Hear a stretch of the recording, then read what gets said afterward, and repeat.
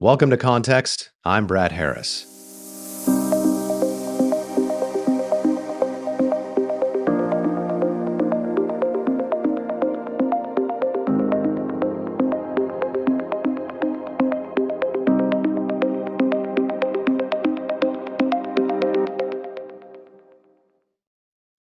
So, I've been thinking about nature's laws lately. Pick up a stone, any stone, and let it fall. It drops. It drops the way stones have always dropped, the way they dropped on that first morning that the first human being stood upright on some ancient African plain and watched a pebble tumble from an open hand. It drops at a rate you could write down, predict, and depend on. And if you were asked why the stone falls rather than hovers, why it falls just so and not otherwise, you would reach almost without thinking for a particular and rather extraordinary word. The stone, you would say, obeys the laws of gravity. Let's ponder that verb a moment, obey. It's the word we use for soldiers and citizens, for dogs and for children, for things that have been issued a command and are compelled to follow it. We don't say the stone happens to fall or tends to fall or merely falls. We say it obeys, as though somewhere a statute had been entered into the books of the universe, and the stone, dutiful subject that it is, had consulted the relevant clause and complied.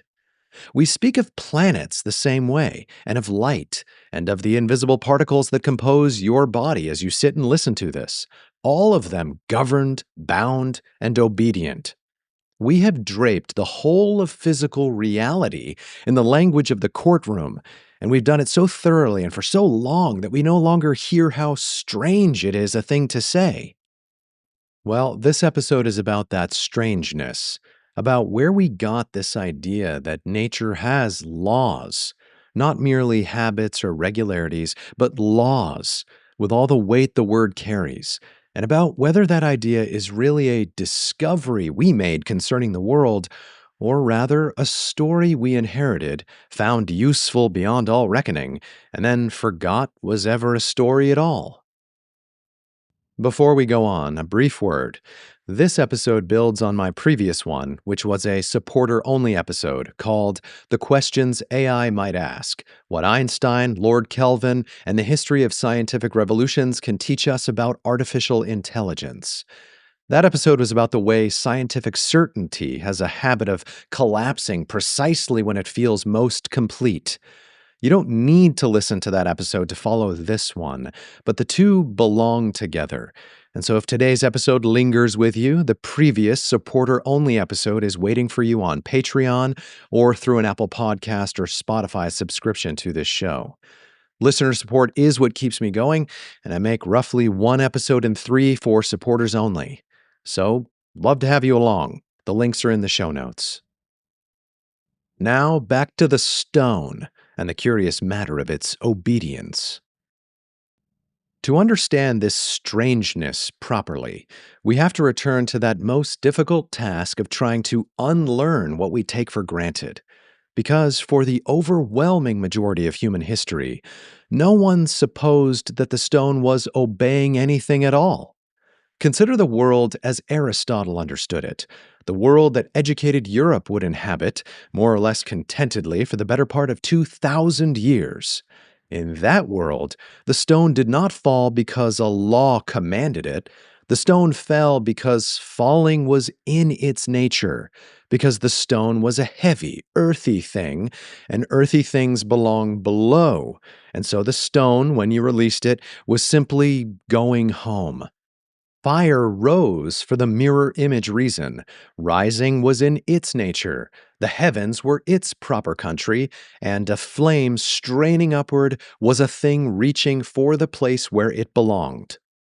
In other words, most people, for most of human history, believed that everything simply behaved according to what it was and what it was for.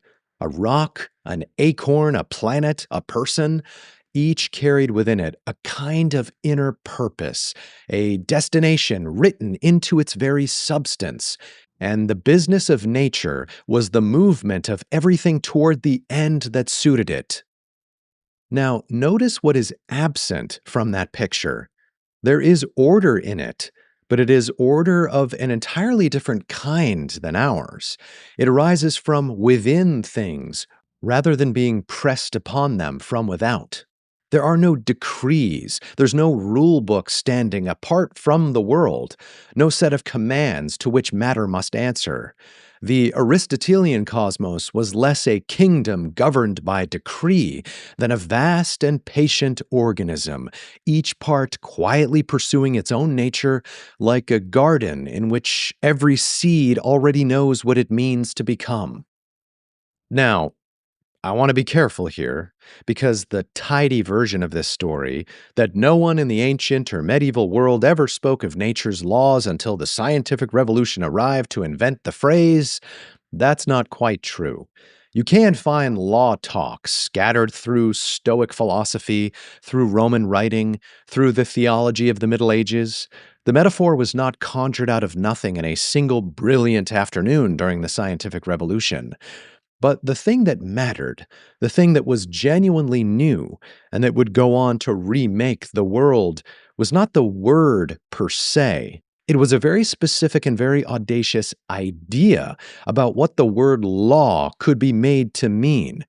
That there might be laws that were universal, binding every speck of matter in the cosmos identically with no regard whatever for what a thing was, or where it belonged, or what it was for, that those laws might be mathematical, written not in the language of purpose, but in the cold and exact language of numbers. That idea is a child of the 17th century, and it arrived carrying the unmistakable bearing of a court of law. Here's what I mean. When the thinkers of the 17th century reached for a word to name the new mathematical regularities they were uncovering, when Descartes, and after him Newton, needed a name for the universal rules they believed governed all motion, the word they settled on was law. And they chose it because they really meant it. For these were men who took entirely for granted that the universe had a divine lawmaker, and who assumed that its regularities were the manifest commands of a sovereign deity. Descartes made the logic explicit. God, he reasoned, is perfect, and a perfect being is changeless. God does not vacillate, and he does not revise, and so the motion God imparted to the world at its creation must be sustained by him in a manner equally changeless, by rules that never bend. The laws of nature, on this account, were nothing less than the constancy of God's will, made visible in the behavior of matter. So, a planet held its course not because it tended to, but because it had been commanded to by a lawmaker whose decrees were permanent attributes of the universe. Isaac Newton inherited this conviction and deepened it. For all the austere mathematics of Newton's laws, the man himself understood the magnificent cosmological clockwork he had discovered as the handiwork of God, a sovereign whose lordship over creation was inscribed in every planetary orbit and every ocean tide. Nature's regularities were like royal decrees, and the word law in Newton's hands did exactly what it does in a kingdom. It named a command issued by an authority to subjects bound to obey. Let me get a sip of coffee. I'm getting all fired up. I love the history of science. Okay, this was no mere piety draped over science as a decoration. The theology was load-bearing. It was doing indispensable work because the metaphor of law made a specific and staggeringly ambitious bet about the world. Two bets, really, that no one had made before. The first was that the laws were universal, that the same rule which drew the apple to the ground also held the moon in its orbit, because one God had legislated for all of creation, and a single sovereign does not capriciously write a different law for every different thing. The second was that the laws were mathematical, that they could be captured exactly in number and equation because they issued from a rational mind. Their faith in a rational God, in other words, came before their mathematical proof. The theology was the scaffolding on which the whole cathedral of modern physics was raised. Now, although some historians still argue about whether Christian theology truly caused the scientific revolution or merely helped inspire it, the language of law ultimately came to us steeped in the assumptions of a divinely ordered cosmos. That much is not really in doubt. The interesting question is what happened to those assumptions more recently, say over the last century or two, by which time the cosmos stopped seeming quite so divine to the majority of modern scientists. And here is the turn on which this whole episode pivots. Over the 2 centuries that followed Newton, the scientific community did something quite astonishing. It deleted the lawmaker, but it kept the laws. The emblem of this metaphysical transformation is a single famous exchange. The astronomer Pierre-Simon Laplace, having written a vast treatise that explained the motions of the heavens without once invoking the Almighty, is said to have been asked by Napoleon near the turn of the 19th century where God figured in his system.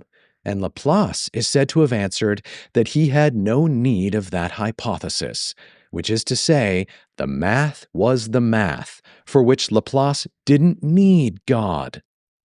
Laplace's response captured the trajectory of the modernizing scientific age perfectly.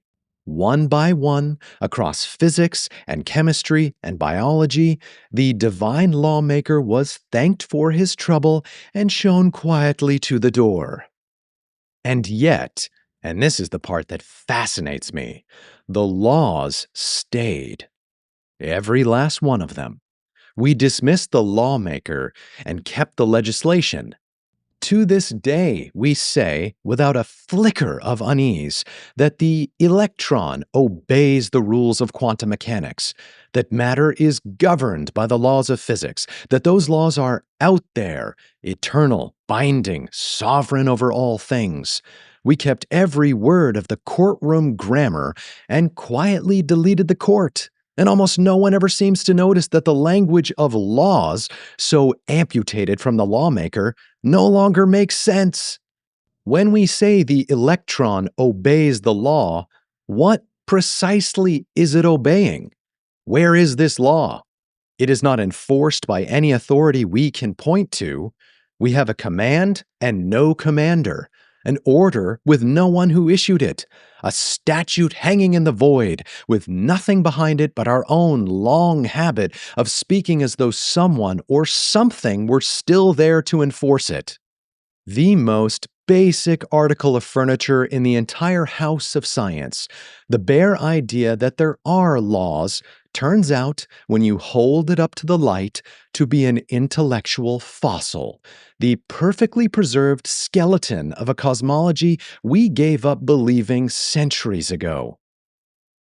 And once you see that, the question forks into only two possibilities.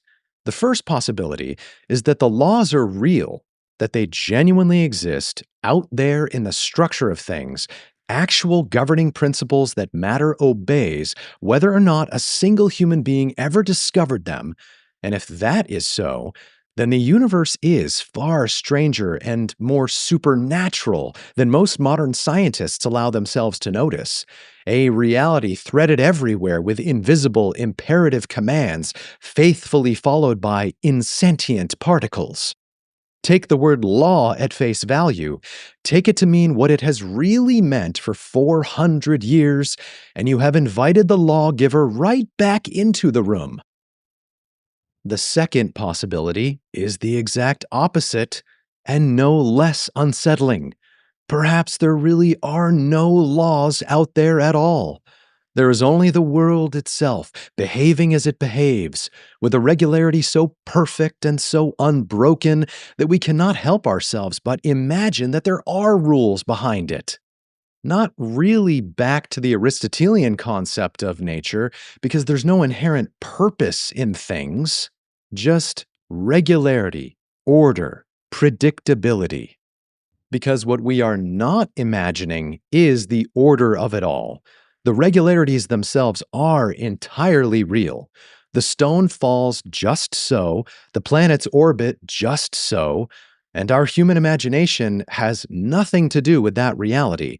So, this is not some relativist construct. What this second possibility denies is not the order, but the law beneath that pattern. And far from dissolving the mystery, this sharpens it to a finer point. For now, the order has no author and no enforcer, and it still holds. Exact, dependable, the same in the farthest galaxy as in the palm of your hand. But why should a universe with nothing whatever governing it hold so unfailingly to form? Those are the two possibilities, and between them they exhaust the field.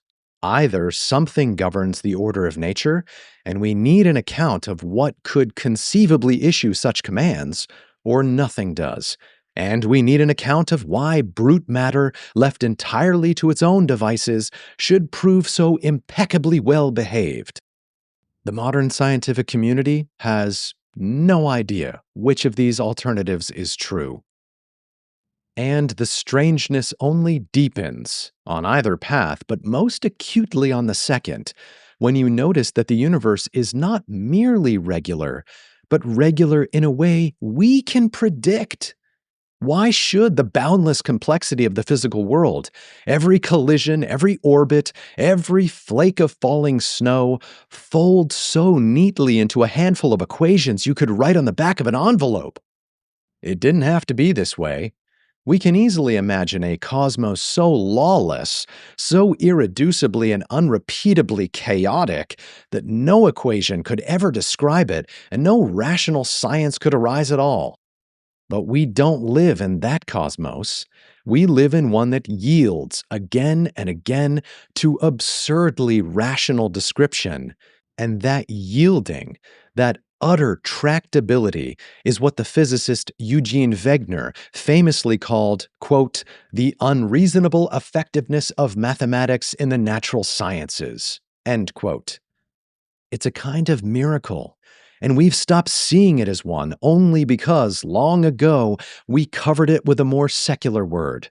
We called it law, and the word proved so convenient that we forgot it was standing in for something we moderns can't explain. That something is the source of the order itself, the reason there is any lawful behavior to describe at all.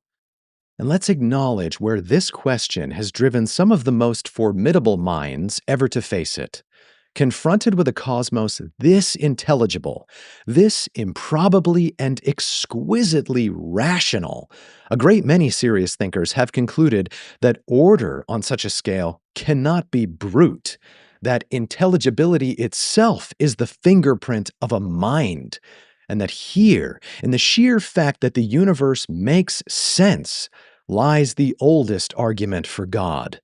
It is an ancient move, and the instinct behind it is the same instinct that drives all rational inquiry.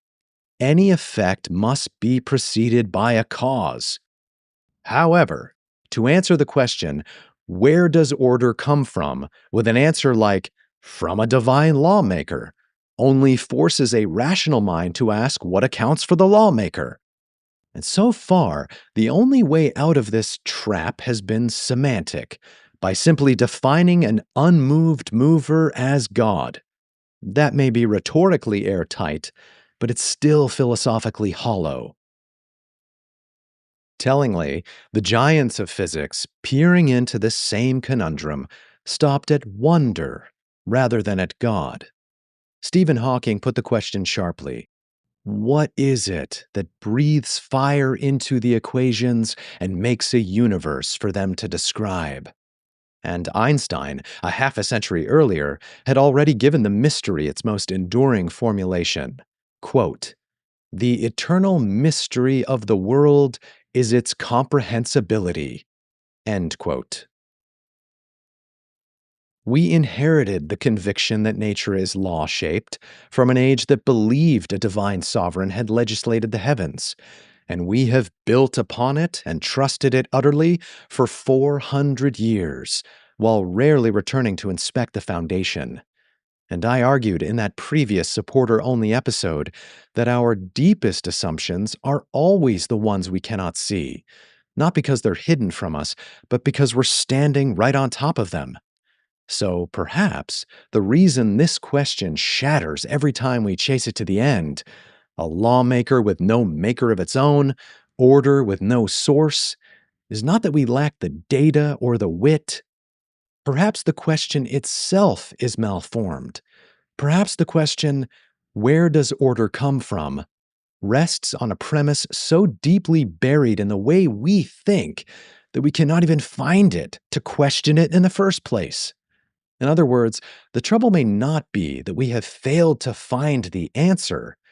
The trouble may be that we're asking the wrong question in a language built for the wrong world.